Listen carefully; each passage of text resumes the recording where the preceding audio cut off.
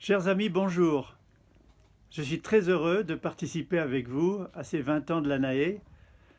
20 ans pendant lesquels il s'est passé beaucoup de choses. Je vais essayer d'en rappeler quelques étapes importantes. 20 ans pendant lesquels il va se passer encore beaucoup de choses. Je dirai quelques mots sur une prospective des technologies nouvelles pour le futur.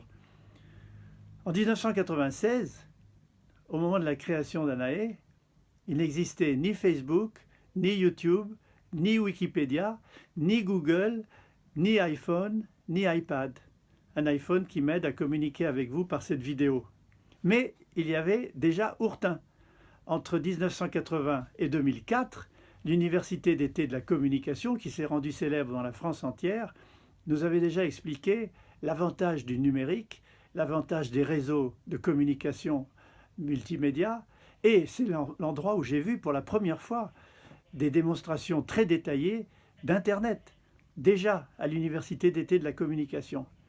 Et ces progrès extraordinaires, dès ces années-là, grâce à deux personnes qui sont ici avec nous et qui sont un peu des inspirateurs pour chacun d'entre nous, Marcel Déverne, d'une part, qui avait compris avant tout le monde l'importance du multimédia et du numérique dans la communication moderne, et Michel Lorisser, qui avait compris aussi avant tout le monde l'importance des nouveaux outils pédagogiques, notamment l'ordinateur, les tableaux multiples, les possibilités maintenant de l'iPhone et de l'iPad pour l'enseignement dans les classes des plus jeunes avec la création de l'ANAE. Donc ces visionnaires nous ont précédés et ces visionnaires, nous en suivons le chemin aujourd'hui. Vous êtes là pour en témoigner, chacun d'entre vous.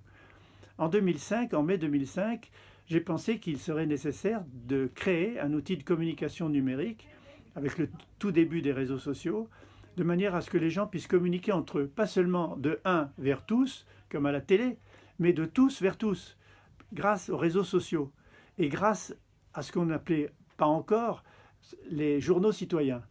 On a été les premiers avec Carlo Revelli à créer des journaux citoyens, à créer Agoravox, qui permettait à chacun de s'exprimer sur tous les sujets et à chacun de se modérer pour filtrer un peu les informations et permettre de faire passer des informations pertinentes et utiles pour les autres. Donc en même temps qu'Agoravox, juste à peu près à ce moment-là, en 2006, j'ai publié un livre que certains d'entre vous connaissent et qui a marqué quand même pas mal les esprits à la fois des politiques, pas mal d'industriels et d'organismes publics, la révolte du pronétariat. Ce terme de pronétariat, je l'ai créé à partir de pronétaires et d'Internet. Pronet, ceux qui sont pour et sur le net. Les pronétaires de tous les pays, unissez-vous pour combattre les pouvoirs monopolistiques qui veulent nous opprimer, grâce aux réseaux sociaux et grâce à Internet. Donc c'était déjà en 2006, il y a maintenant 10 ans, on fête les 10 ans de la révolte du pronétariat, un moment qui a pas mal marqué les esprits et qui aujourd'hui se traduit par pas mal de séminaires et de discussions sur l'importance des réseaux sociaux dans la prise de pouvoir des citoyens.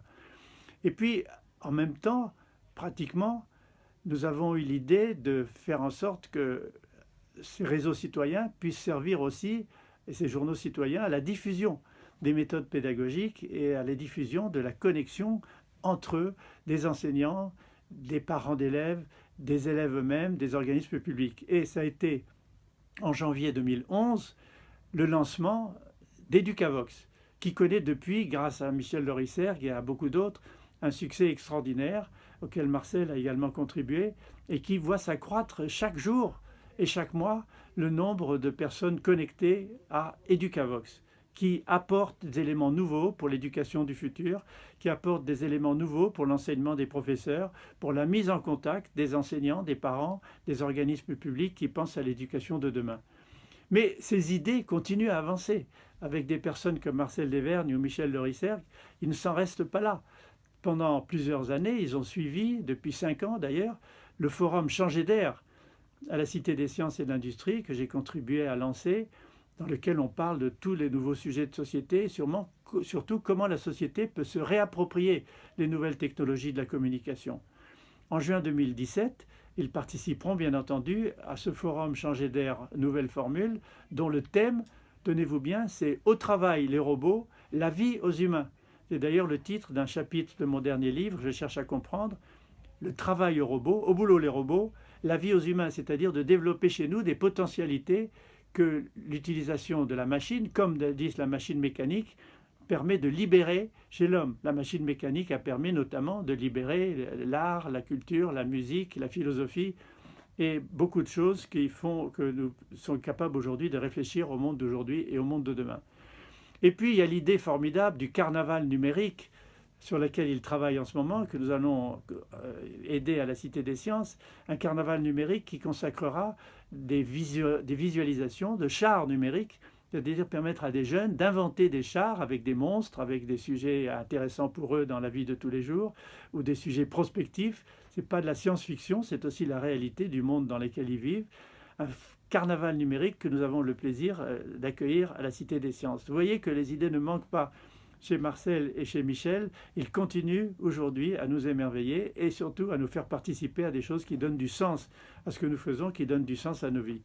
Pour le futur, je pense que dans les 20 prochaines années, l'écosystème numérique dont nous faisons partie, que nous modifions chaque jour et qui nous modifie en retour, on continue à l'appeler Internet, mais il nous englobe complètement, nous ne sommes plus sur un écosystème numérique, nous sommes dans un écosystème numérique qui contient à la fois la ville numérique de demain, qui commence à se développer, la maison smart home, la maison numérique, la voiture intelligente, la voiture autonome. Tout ceci fait partie de notre écosystème, nous le modifions, il nous modifie en retour.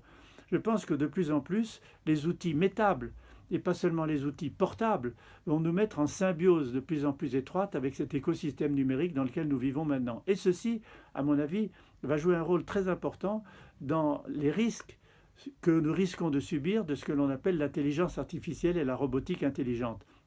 Beaucoup craignent, des industriels, des scientifiques, des politiques, que l'intelligence artificielle réduise l'humanité à une sorte d'esclavage, parce que les machines vont apprendre d'elles-mêmes et devenir de plus en plus intelligentes.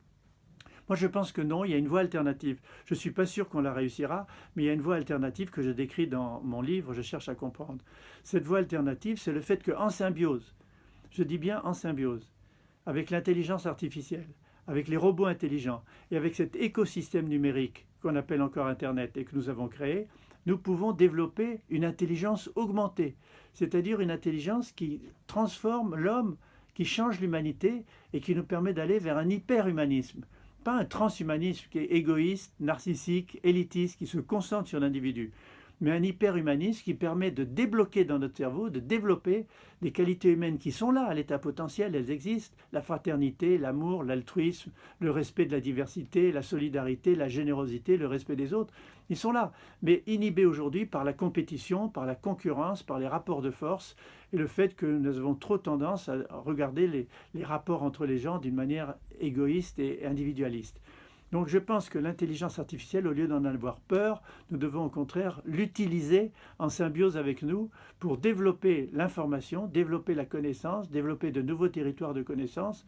J'ajouterai cette petite phrase qui a fait le tour d'Internet et des réseaux sociaux que vous avez sûrement entendu. C'est que je crains moins l'intelligence artificielle que la bêtise naturelle. La bêtise naturelle, sous-entendu, le fait que l'on manque d'informations, que l'on croit les avoir et que l'on dit un peu n'importe quoi dans le monde d'aujourd'hui et dans le monde de demain. Donc luttons contre ce manque d'informations, chacun d'entre nous. Vous le faites, Michel, et vous le faites, Marcel. Vous le faites tous avec succès, avec brio, avec Educavox, avec tout ce que vous créez autour du numérique et de la communication multimédia.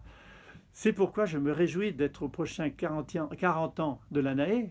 Le 40e anniversaire de l'ANAE sera en 2036 et moi je serai là avec vous.